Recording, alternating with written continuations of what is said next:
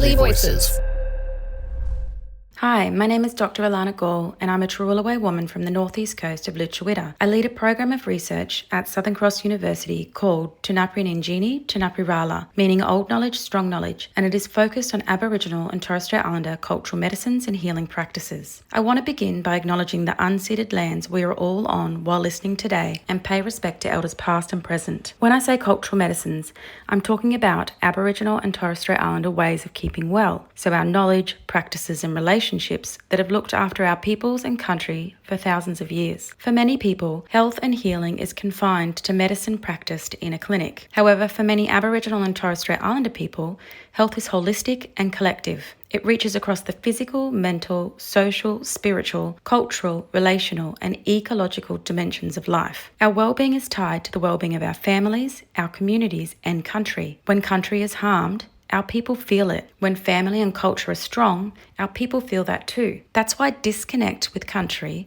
or breakdowns in family, community, and culture often show up as worse health outcomes for our mob. It's not a side issue for us. It is part of who we are. So what are cultural medicines? Well, people use many terms to describe these healing practices, like bush medicine, for example. My research team and I have decided to use the term cultural medicines because it reflects the rich diversity of medicines practiced by different First Peoples groups across Australia, and the fact that these practices are living and evolving, grounded in tradition and adapting over time. Cultural medicines vary from country to country in Australia, but to help with understanding, we think of them as belonging to 6 connected areas. So number 1, physical medicines. These are mostly plant medicines. They're inhaled, applied to the skin, or taken by mouth. Number 2, native Australian foods. So specific foods that are used for their medicinal properties on top of their nutritional benefits. Number 3 is ceremony. So for example, healing ceremonies, dances and songs that restore balance and connection. Number 4, spiritual medicine. This includes all the spiritual and energetic forms of healing. Number 5, our traditional healers. These are individuals who are recognised by each specific language group, clan or nation as a healer. They often use all of the different aspects of our cultural medicines. And lastly, number 6, country as medicine. This includes both the tangible and intangible parts of country that actively support health and well-being. Together, these 6 areas form a living medical system grounded in culture, responsive to place, and practiced in ways that honour community, country, and continuity across generations. These aren't 6 separate services or practices.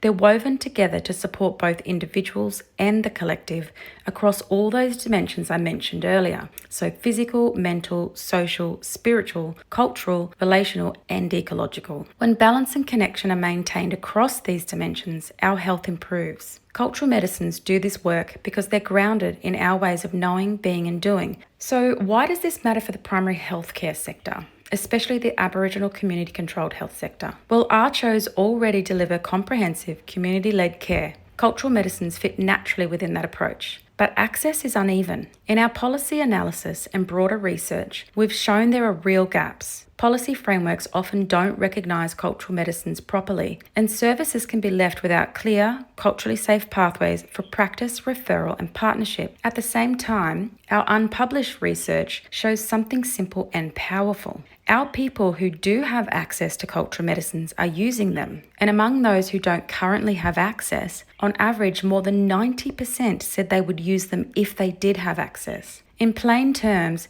that is an unmet need and an opportunity to strengthen care, something that the NACCHO sector are well placed to do as a start. Another point that's often misunderstood is that cultural medicines aren't only about what is used.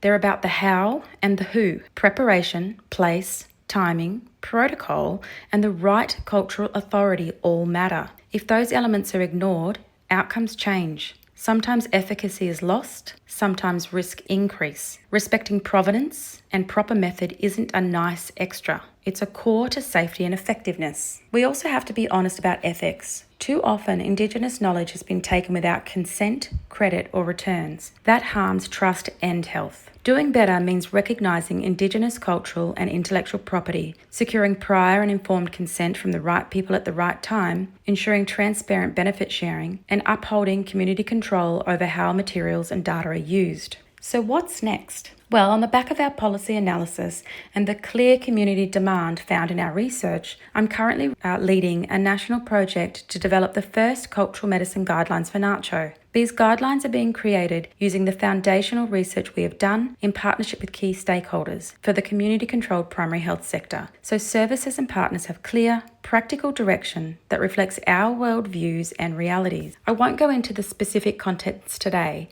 but the purpose is straightforward. Make it easier for ARCHOs and their partners to enable safe, respectful, community-led access to cultural medicines and to ensure that the systems around them, so policy, practice and research, line up with what our people have always known about getting well and staying well. Cultural medicines are not the past. They are living, present and ready to support stronger families, stronger communities and healthier futures, but on our terms, in our services and on our country.